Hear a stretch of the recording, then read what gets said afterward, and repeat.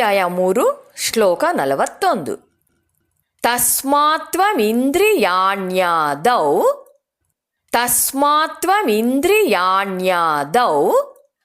ನಿಯಮ್ಯ ಭರತರ್ಷಭ ಪಾಪ್ಮಾನಂ ಪ್ರಜಹಿ ಹೇನಂ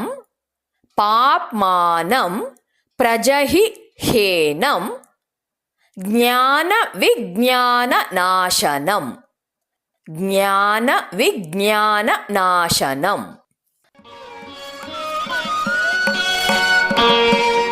ಹೇಳಿಕೊಡುವುದನ್ನು ಅನುಸರಿಸಿ. ತಸ್ಮಾತ್ತ್ವಮಿಂದ್ರಿಯಾಣ್ಯಾದೌ ನಿಯಮ್ಯ ಭರತರ್ಷಭ ಪಾಪ್ಮಾನಂ ಪ್ರಜಹಿ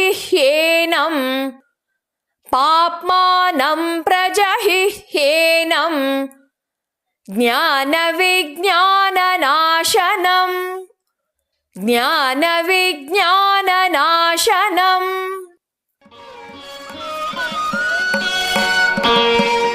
ಪೂರ್ಣ ಶ್ಲೋಕವನ್ನು ಅಭ್ಯಾಸ ಮಾಡೋಣ.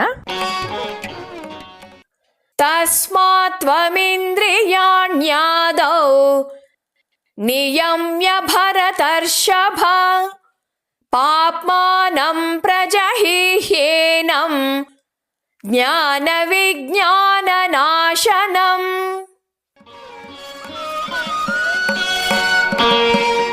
ಶ್ಲೋಕದ ಅರ್ಥವನ್ನು ತಿಳಿಯೋಣ. ತಸ್ಮಾತ್ತ್ವಮಿಂದ್ರಿಯಾಣ್ಯಾದೌ, ತಸ್ಮಾತ್ ಅಂದರೆ ಆದುದರಿಂದ, ತ್ವಂ ನೀನು, ಆದೌ ಅಂದರೆ ಮೊದಲು, ಇಂದ್ರಿಯಾಣಿ ಇಂದ್ರಿಯಗಳನ್ನು, ನಿಯಮ್ಯ ಭರತರ್ಷಭ ನಿಯಮ್ಯ ಅಂದರೆ ನಿಯಂತ್ರಿಸಿ, ಭರತರ್ಷಭ ಭರತ ಋಷಭ ಅಂದರೆ ಭರತ ವಂಶದವರಲ್ಲಿ ಶ್ರೇಷ್ಠನಾದವನೇ. ಅರ್ಜುನ, ಮೊದಲು ನಿನ್ನ ಇಂದ್ರಿಯ ವ್ಯವಸ್ಥೆಯನ್ನು ಶಿಸ್ತುಬದ್ಧಗೊಳಿಸಿಕೋ. ಇಂದ್ರಿಯಗಳನ್ನು ನಿಗ್ರಹಿಸುವುದರಿಂದ ಆಂತರಿಕ ವೈರಿಯಾದ ಕಾಮಗಳನ್ನು ಗೆಲ್ಲಬಹುದು ಅಂತಾನೆ ಕೃಷ್ಣ. ಮೊದಲು ಇಂದ್ರಿಯಗಳ ಬಾಗಿಲನ್ನು ಹಾಕಬೇಕು ಅಂತ ಹೇಳ್ತಾನೆ. ಈ ಹೆಬ್ಬಾಗಿಲನ ಮೂಲಕವೇ ಹೊಸ ಹೊಸ ಸಂಸ್ಕಾರಗಳು ಒಳಗೆ ನುಗ್ಗಬೇಕಾದ್ರೆ ನಾವು ಮೊದಲು ಹೊರಗಿನಿಂದ ಬರೋದನ್ನ ನಿಲ್ಲಿಸಬೇಕು. ಆ ನಂತರ ಆಗಲೇ ಒಳಗೆ ಇರುವುದನ್ನು ಬದಲಾಯಿಸ್ತಾ ಬರಬೇಕಾಗತ್ತೆ. ಸ್ಥೂಲವಾಗಿ ಇರುವ ಇಂದ್ರಿಯವನ್ನು ನಿಗ್ರಹಿಸೋದು ಸುಲಭ, ಸೂಕ್ಷ್ಮವಾದ ಮನಸ್ಸನ್ನು ನಿಗ್ರಹಿಸೋದು ಕಷ್ಟ. ಆದ ಕಾರಣವೇ ಮೊದಲು ಸ್ಥೂಲದಿಂದ ಪ್ರಾರಂಭಿಸಬೇಕು. ಸೂಕ್ಷ್ಮಕ್ಕೆ ಸಾರವನ್ನು ಒದಗಿಸುವುದೇ ಸ್ಥೂಲ ಅನುಭವಗಳು. ಯಾವಾಗ ಹೊಸದಾಗಿ ಬರುವ ಸ್ಥೂಲ ಅನುಭವಗಳನ್ನು ನಿಲ್ಲಿಸ್ತೇವೆಯೋ ಒಳಗಿರುವ ಆಸೆ ಕ್ರಮೇಣ ಒಣಗಿ ಹೋಗ್ತಾ ಬರುತ್ತೆ. ಅದಕ್ಕೆ ಮೊದಲನೇ ಹೆಜ್ಜೆಯೇ ಇಂದ್ರಿಯ ನಿಗ್ರಹ. ಇಲ್ಲಿ ಇಂದ್ರಿಯ ಶಕ್ತಿಗಳನ್ನು ಶಿಸ್ತುಗೊಳಪಡಿಸಿ ಅಂತಾನೆ. ನಿಯಮ್ಯ ಅಂದರೆ ನಿಯಂತ್ರಿಸಿ. ಇಲ್ಲಿ ಶಕ್ತಿಯನ್ನ ನಾಶಪಡಿಸು ಅಂತ ಹೇಳೋದಿಲ್ಲ, ದಮನ ಮಾಡು ಅಂತನೂ ಹೇಳೋದಿಲ್ಲ, ಶಿಸ್ತುಬದ್ಧಗೊಳಿಸು ಅಂತ ಹೇಳುತ್ತೆ. ಇದಕ್ಕೆ ಹೀಗೆ ಹೇಳ್ತಾರೆ, ಈ ಶಿಸ್ತು ಇಲ್ಲದೆ ನೀವು ನಿಮ್ಮ ವ್ಯಕ್ತಿತ್ವವನ್ನು, ಶೀಲವನ್ನು ಕಟ್ಟಲಾರಿರಿ, ಸಫಲತೆಯನ್ನು ಪಡೆಯಲಾರಿರಿ ಅಂತ. ಪ್ರಾಣಿಗಳು ಈ ಇಂದ್ರಿಯ ವ್ಯವಸ್ಥೆಯನ್ನೆಂದಿಗೂ ಶಿಸ್ತುಬದ್ಧಗೊಳಿಸೋದಿಕ್ಕೆ ಹೋಗೋದಿಲ್ಲ. ಏಕೆಂದರೆ ಅವುಗಳ ಆನುವಂಶಿಕ ರಚನೆಯಲ್ಲಿಯೇ ಅವುಗಳಲ್ಲಿ ಒಂದು ಶಿಸ್ತು ಇರುತ್ತೆ. ಈ ಇಂದ್ರಿಯ ಶಕ್ತಿಗಳನ್ನು ಪ್ರಜ್ಞಾಪೂರ್ವಕವಾಗಿ ಕ್ರಮಬದ್ಧಗೊಳಿಸಬಲ್ಲವನು, ಶಿಸ್ತಿಗೊಳಪಡಿಸಬಲ್ಲವನು ಇವನೊಬ್ಬನೇ. ಮನಸ್ಸು ನಂಜಾದರೆ ಆ ನಂಜಿನ ನಿರ್ವಹಣೆ ತುಂಬ ಕಷ್ಟ. ಅದಕ್ಕಿಂತಲೂ ಬುದ್ಧಿಗೆ ನಂಜಾದರಂತೂ ನಿರ್ವಹಣೆಯ ವಿವೇಕದ ಉಪಕರಣವೇ ಬುದ್ಧಿ ಆಗಿರೋದ್ರಿಂದ ಆ ನಂಜನ್ನ ಪರಿಹರಿಸಿಕೊಳ್ಳೋದು ಇನ್ನೂ ಕಷ್ಟ. ವಿಶ್ಲೇಷಕಮತಿ ಹಾಗೂ ಇಚ್ಛಾಶಕ್ತಿ ಎರಡೂ ಸೇರಿ ಆಗಿರೋದೇ ಬುದ್ಧಿ. ಆದ್ದರಿಂದ ಆಗಿರುವ ನಂಜಿನ ಗುಣ ಪ್ರಮಾಣಗಳನ್ನು ಅನುಸರಿಸಿ ಬುದ್ಧಿಯು ತೀರ್ಮಾನ ಕೊಡುತ್ತೆ.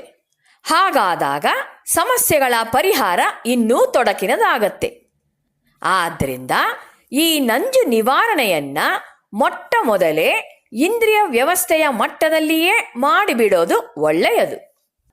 ಇಂದ್ರಿಯ ಶಕ್ತಿಗಳನ್ನು ಹದ್ದಿನಲ್ಲಿರಿಸದ ಹೊರತು ನಾವು ಔನ್ನತ್ಯಕ್ಕೇರೋದು ಅಸಾಧ್ಯವೆಂಬ ಕಾರಣಕ್ಕಾಗಿ ನಮಗೆ ಇಂದ್ರಿಯ ನಿಗ್ರಹದ ಸಲಹೆ ನೀಡಲಾಗಿದೆ. ಮತ್ತು ಈ ಔನ್ನತ್ಯಕ್ಕೆ ಏರೋದೂ ಸಹ ಮನುಷ್ಯನಿಗೆ ಮಾತ್ರವೇ ಸಾಧ್ಯ.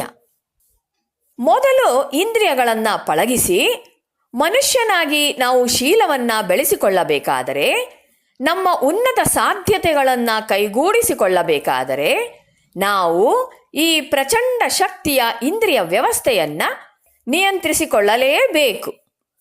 ಪ್ರಯಾಣದ ಕ್ಷೇಮಕ್ಕಾಗಿ ಕುದುರೆಯನ್ನು ನಿಯಂತ್ರಿಸುವಂತೆ ಇದು. ಆಗೇನಾಗತ್ತೆ? ಇಂದ್ರಿಯ ವ್ಯವಸ್ಥೆ ನಂಜಿನಿಂದ ಮುಕ್ತವಾದಾಗ ಮನಸ್ಸು ಬುದ್ಧಿಗಳ ಆರೋಗ್ಯವು ಉತ್ತಮವಾಗತ್ತೆ. ಮಾನವ ಶ್ರೇಷ್ಠತೆಯ ನಮ್ಮ ಯತ್ನವು ಯಶಸ್ವಿಯಾಗತ್ತೆ. ಮಾನವ ಶ್ರೇಷ್ಠತೆಯೇ ಗುರಿ. ನಮ್ಮಲ್ಲಿ ಸುಪ್ತವಾಗಿರುವ ಅನೇಕ ಗಾಢವಾದ ಸಾಧ್ಯತೆಗಳಿವೆ. ನಾವು ಅವುಗಳನ್ನು ಅನಾವರಣ ಮಾಡಬೇಕು. ಈ ಎಲ್ಲಕ್ಕೂ ಪ್ರಾರಂಭಿಕವಾದ ಈ ಇಂದ್ರಿಯ ನಿಗ್ರಹವು ಅತ್ಯವಶ್ಯಕ. ತಸ್ಮಾತ್ವಮಿಂದ್ರಿಯಾಣ್ಯಾದೌ ನಿಯಮ್ಯ ಭರತರ್ಷಭ. ಅಂದರೆ ಆದ್ದರಿಂದ ಓ ಅರ್ಜುನ, ನೀನು ಇಂದ್ರಿಯ ವ್ಯವಸ್ಥೆಯನ್ನು ಮೊದಲು ಶಿಸ್ತುಗೊಳಿಸು. ಹಾಗೆ ಮಾಡಿದರೆ ಮಾತ್ರ ಮುಂದೆ ಒದಗಬಹುದಾದ ಅನಾರೋಗ್ಯಕರ ಸಂಗತಿಗಳನ್ನು ಜಯಿಸಬಹುದು. ಆಗ ಮಾತ್ರ ನಿನ್ನ ಜ್ಞಾನ ವಿಜ್ಞಾನ ಎರಡನ್ನೂ ನಾಶ ಮಾಡುವ ಆ ನಂಜಿನಿಂದ ಮುಕ್ತನಾಗಿರಬಹುದು.